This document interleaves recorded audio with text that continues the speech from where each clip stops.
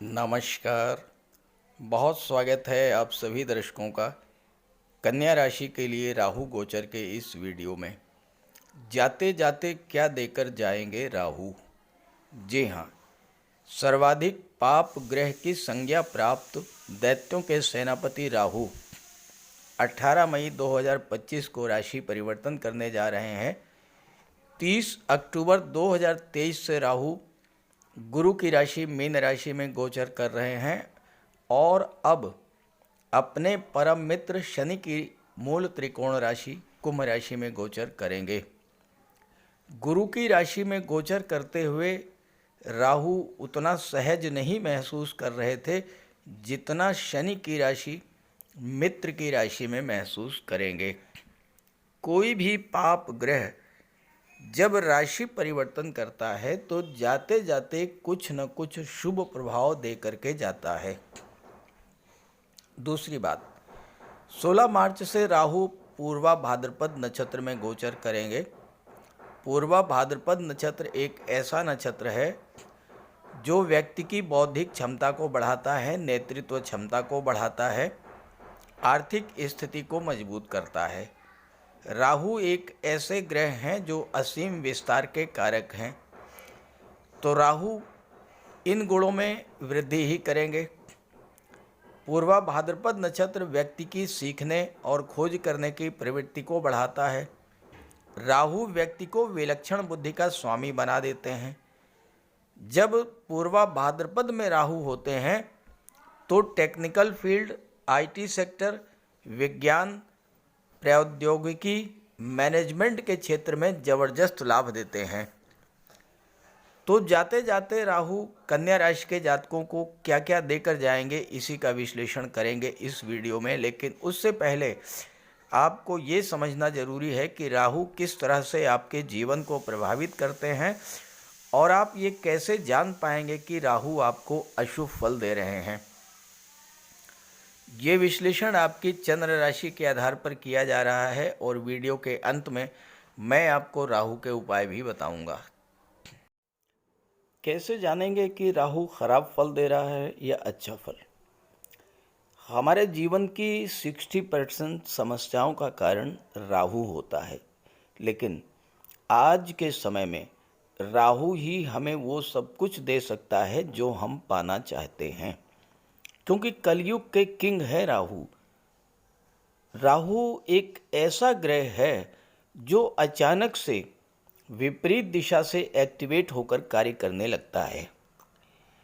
अब मान लीजिए आपका कोई कार्य काफ़ी दिनों से नहीं हो पा रहा था, आपके जीवन में राहु की अंतर्दशा या प्रत्यंतर दशा शुरू हुई, आपका वो काम अचानक से पूरा हो गया। ये होता है राहु का प्रभाव। राहु के भीतर अतीन्द्रिय शक्ति होती है और उसमें हर तरह के षड्यंत्र को समझने की और उसको विफल करने की क्षमता होती है। राहु विदेश के कारक होते हैं। जिनकी कुंडली में राहु अच्छे होते हैं वो विदेश जाते हैं और विदेशों से अच्छा धन प्राप्त करते हैं और उनकी भाग्योन्नति भी विदेश में होती है। जब भी आपके जीवन में राहु की दशा शुरू हो, आपको बहुत सावधान रहना चाहिए और राहु के निरंतर उपाय भी करते रहना चाहिए ताकि राहु के शुभ फल आपको मिलते रहें। अगर आपकी कुंडली में राहु अच्छे हैं तो आप राहु को मजबूत करें। शाम के समय चंदन की खुशबू वाली अगरबत्ती जलाएं और उसके सामने एक माला ओम रांग राहवे नमः इसका जाप करें। इससे राहु मजबूत होंगे। अब कैसे जानेंगे कि राहु खराब है। अगर खराब हुए तो तरह तरह के कष्ट देते हैं, बनते बनते काम आपके बिगड़ जाते हैं। राहु खराब हुए तो सबसे पहले हमारी मानसिकता को खराब कर देते हैं। मन में लगातार नेगेटिव फीलिंग्स आती हैं, एक अनजाना भय रहता है। राहु हमारी सोच को इतना नेगेटिव कर देते हैं कि ये लगता है कि हम जीवन में कुछ कर ही नहीं पाएंगे। मन में भ्रम की स्थिति बनी रहती है और हम रस्सी को भी सांप समझ करके उससे डरते रहते हैं। अगर आपके साथ लगातार चीटिंग होती रहे, लगातार आपको धोखा मिलता रहे, सरकार से जुड़े कार्यों में लगातार असफलता मिलती रहे, किसी काम में मन न लगे, अचानक से आपके जीवन में अशुभ घटनाएं घटित होने लगें, तो आप समझ जाइए कि राहु खराब फल दे रहे हैं और फिर वो उपाय कीजिएगा जो मैं आपको वीडियो के अंत में बताने जा रहा हूँ। राहु अगर खराब हुए तो घर में कबाड़ जमा होने लगता है, खास करके इलेक्ट्रॉनिक्स आइटम्स का कबाड़। राहु पारिवारिक जीवन को खराब करते हैं, दाम्पत्य जीवन में शक, तनाव और गलत फहमी पैदा करते हैं। राहु शुभ कब होते हैं? अगर केंद्र या त्रिकोण में अकेले गोचर करें। केंद्र का भाव विष्णु स्थान, पहला भाव, चौथा भाव, सातवां भाव और 10वां भाव, और त्रिकोण का भाव लक्ष्मी स्थान, 5वां और 9वां। इन भावों में गोचर करते हुए राहु अत्यंत शुभ फल आपको प्रदान करते हैं। तो ये है कन्या राशि के जातकों की कुंडली।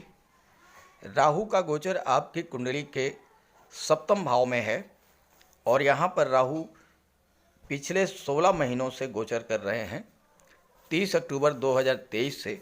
और यहाँ पर गोचर करते हुए राहु की 5वीं दृष्टि लाभ के भाव पर, 7वीं दृष्टि लग्न के भाव पर और 9वीं दृष्टि पराक्रम के भाव पर पड़ रही है। कन्या राशि के स्वामी हैं बुध, और राहु एक ऐसे ग्रह हैं जो बुध के परम मित्र हैं। शनि भी बुध के मित्र हैं और शनि का गोचर कुंडली के 6ठे भाव में था। अब देखिए, राहु कुंडली के 3रे भाव में, 6ठे भाव में, 10वें भाव में या 11वें भाव में गोचर करें तो बहुत अच्छा फल प्रदान करते हैं।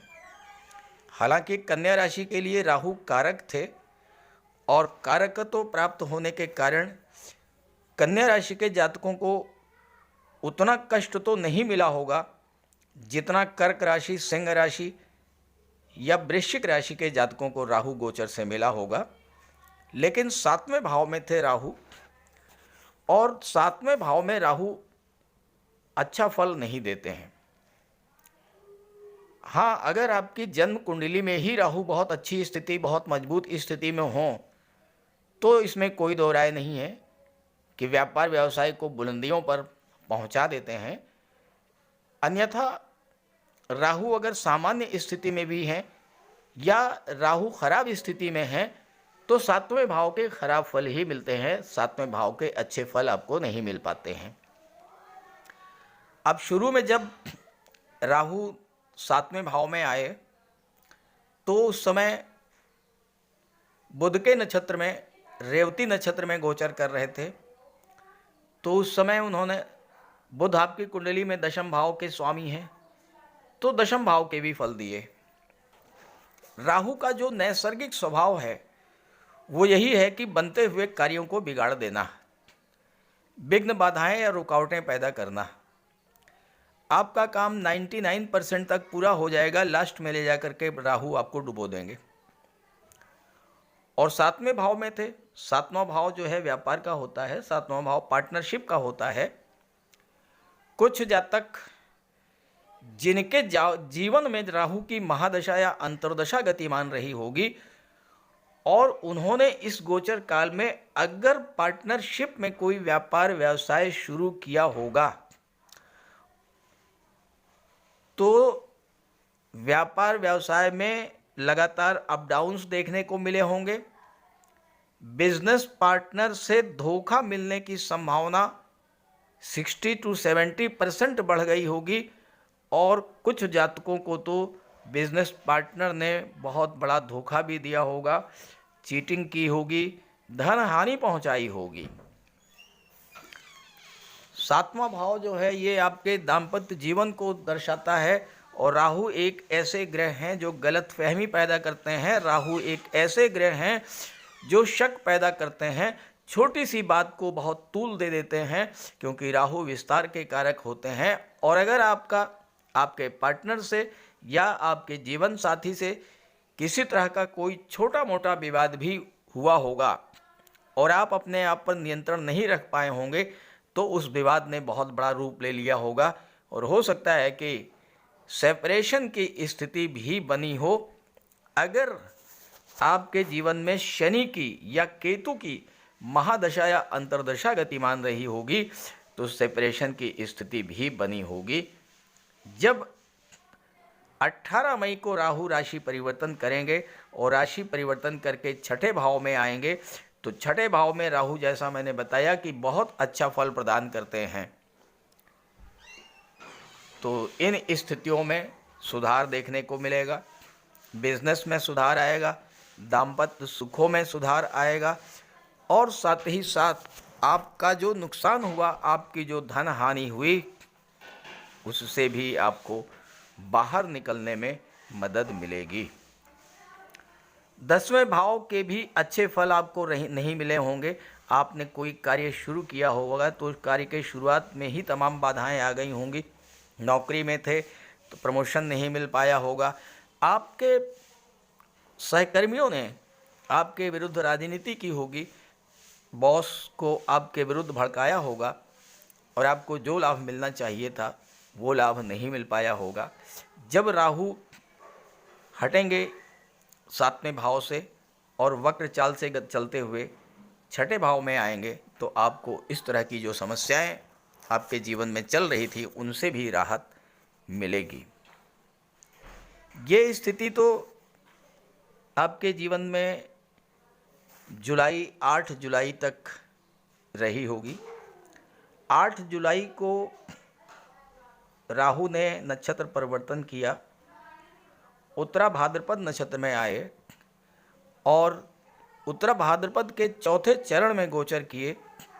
चौथा चरण जो होता है इसके स्वामी मंगल होते हैं, नवांश वृश्चिक राशि का होता है। तो वृश्चिक राशि के फल भी दिए होंगे। वृश्चिक राशि आपकी कुंडली में तीसरे भाव में है। तो यहाँ पर आपको अचानक से यात्राएं करनी पड़ी होंगी, चाहे वो बिजनेस टूर हो, चाहे वो ऑफिशियल टूर हो, और यात्राओं से आपको बेहद कष्ट मिला होगा। काम जो आप करना चाहते थे वो काम आपके नहीं बने होंगे और परेशानी आपको अलग से झेलनी पड़ी होगी। भाई बहनों, मित्रों और पड़ोसियों से भी आपके रिलेशंस खराब हुए होंगे और ये स्थिति आपके जीवन में 8 जुलाई से लेकर के 8 सितंबर तक बनी रही होगी, जब आपको तीसरे भाव के खराब फल मिले होंगे। इसके बाद थोड़ा सुधार आया होगा। राहु का जो 16 महीने का गोचर रहा है, ऐसा नहीं है कि पूरा खराब ही रहा है। बीच बीच में आपको लाभ भी मिला होगा राहु के गोचर का, जब स्थितियां या राहु का गोचर ऐसे नवांश में रहा होगा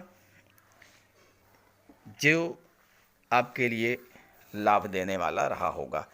देखिए, हुआ क्या है कि 8 सितंबर को राहु का गोचर तुला नवांश में हुआ, उत्तरा भाद्रपद के तीसरे चरण में, और उसके स्वामी शुक्र हैं और तुला राशि आपकी कुंडली के धन भाव में है। तो 8 सितंबर से लेकर के और 10 नवंबर तक का टाइम पीरियड ऐसा रहा होगा जिसमें आपको अचानक से धन लाभ हुआ होगा। कोई पैतृक संपत्ति का विवाद था वो भी सुलझा होगा। साथ ही साथ आपको आपके परिवार का भी सहयोग मिला होगा। और चूंकि राहु 7वें भाव में थे जो कि विवाह का होता है, तो ये भी संभव है कि आपके परिवार के लोगों ने ही आपके विवाहिक रिश्ते तय किए होंगे और आपका विवाह भी इस गोचर काल में संपन्न हुआ होगा। 10 नवंबर से लेकर के 12 जनवरी तक राहु का गोचर उत्तरा भाद्रपद के दूसरे चरण में था और दूसरे चरण के स्वामी बुध होते हैं, कन्या नवांश, और कन्या राशि आपके लग्न के भाव में है।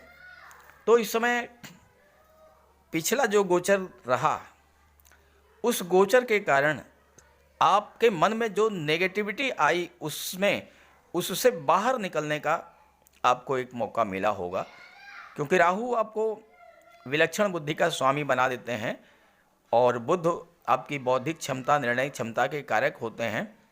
तो बुध की राशि पर जब राहु की दृष्टि पड़ी तो आपके बौद्धिक क्षमता, निर्णय क्षमता में भी वृद्धि हुई होगी। और पिछले गोचर में अगर किसी गलत निर्णय के कारण आपका बड़ा नुकसान हुआ होगा तो उस नुकसान की रिकवरी भी हुई होगी। लेकिन 12 जनवरी से स्थितियां बेहद प्रतिकूल हो गई होंगी। कमेंट करके बताइएगा।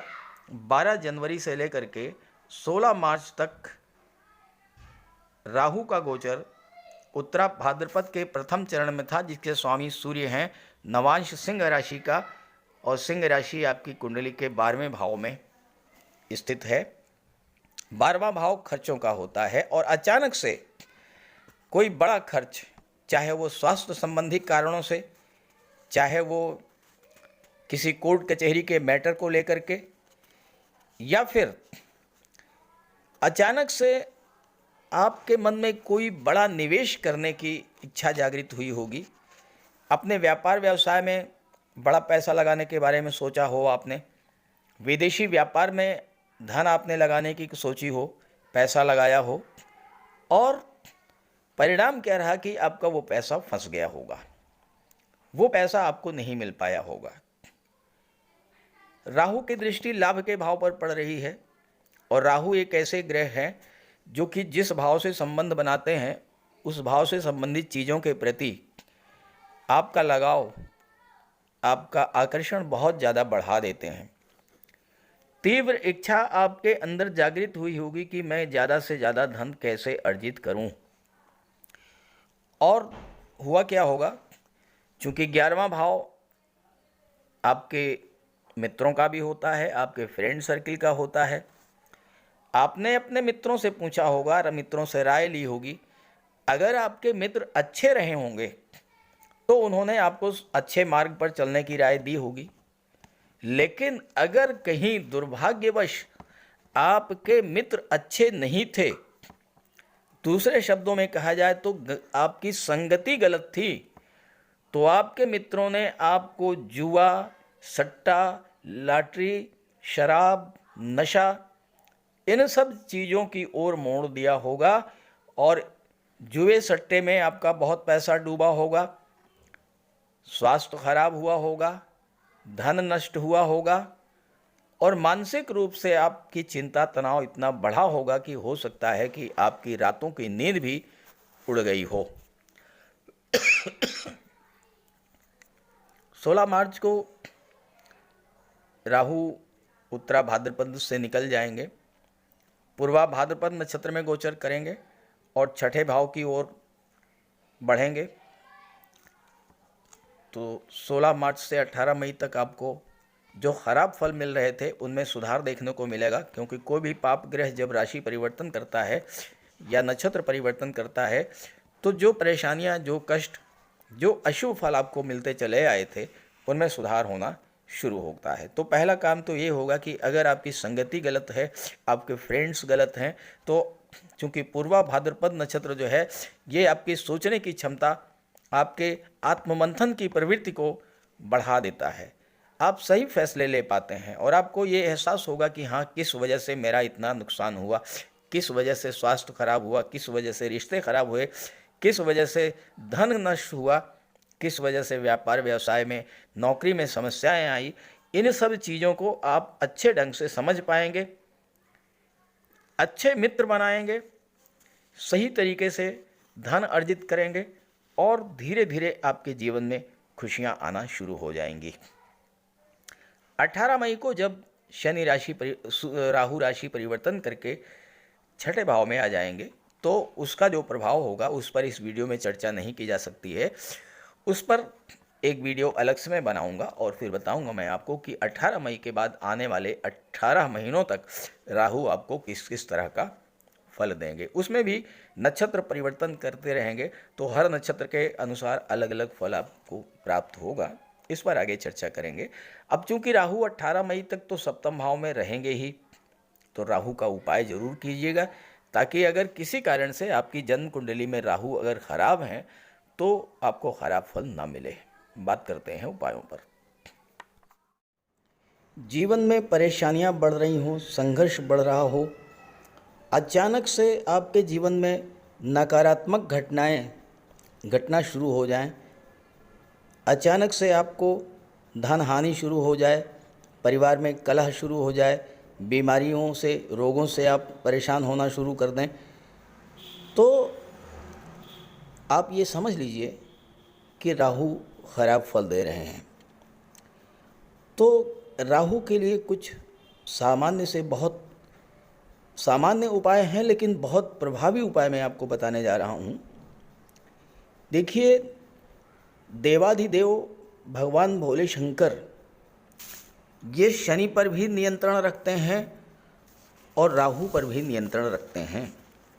और अगर आप भगवान भोले शंकर की आराधना करते हैं तो शनि भी नियंत्रित रहेंगे और राहु भी कंट्रोल में रहेंगे। तो राहु के लिए आप सोमवार और शनिवार के दिन जल में काला तिल मिला करके शिवलिंग पर अर्पित कीजिए, भगवान भोले शंकर की आराधना कीजिए। राहु के नेगेटिव फल मिलना बंद हो जाएंगे। इसके अलावा दुर्गा सप्तशती में कहा गया है, छाया रूपेण संस्थिता या देवी सर्वभूतेषु छाया रूपेण संस्थिता। तो माता दुर्गा जो हैं वो छाया का रूप हैं और राहु भी छाया हैं, शनि की छाया। तो माता दुर्गा की आराधना करने से, दुर्गा चालीसा का पाठ करने से भी राहु शांत होते हैं। और इसके बाद स्नान करने के बाद प्रतिदिन 108 बार राहु का बीज मंत्र ओम रांग राहवे नमः, ओम रांग राहवे नमः 108 बार जप करने से राहु के अशुभ प्रभाव में कमी आती है। स्नान करने के जल में कुश डालकर स्नान करने से भी राहु नियंत्रित होते हैं। और शनिवार के दिन सुबह पीपल के वृक्ष में जल चढ़ाने से और शाम को घी का दीपक जलाने से भी राहु नियंत्रित होते हैं। और इसके अलावा पक्षियों को बाजरा डालने से भी राहु पर नियंत्रण पाया जा सकता है। और इसके अलावा अगर आपको राहु विशेष कष्ट दे रहे हों तो शनिवार के दिन एक नारियल, 11 बादाम एक काले वस्त्र में लपेट करके अपने सिर के चारों तरफ 7 बार उतार करके जल में प्रवाहित कीजिए। राहु को देवगुरु बृहस्पति कंट्रोल करते हैं। तो राहु को कंट्रोल करने के लिए देवगुरु को बलवान कीजिए। और देवगुरु तो गुरु हैं, शिक्षक हैं। अपने गुरु की, अपने पिता की, वृद्ध जनों की सम्मान कीजिए, उनका आशीर्वाद प्राप्त करते रहिए। गुरु को बल मिलेगा, राहु पर नियंत्रण होगा। और इसके अलावा राहु ससुराल पक्ष के कारक होते हैं। तो अगर राहु खराब हैं तो भूल करके भी ससुराल पक्ष से संबंध खराब मत कीजिएगा। तो ये छोटे छोटे उपाय हैं। और इसके अलावा गोमेद भी धारण किया जा सकता है, लेकिन किसी योग्य ज्योतिषी की सलाह लेकर।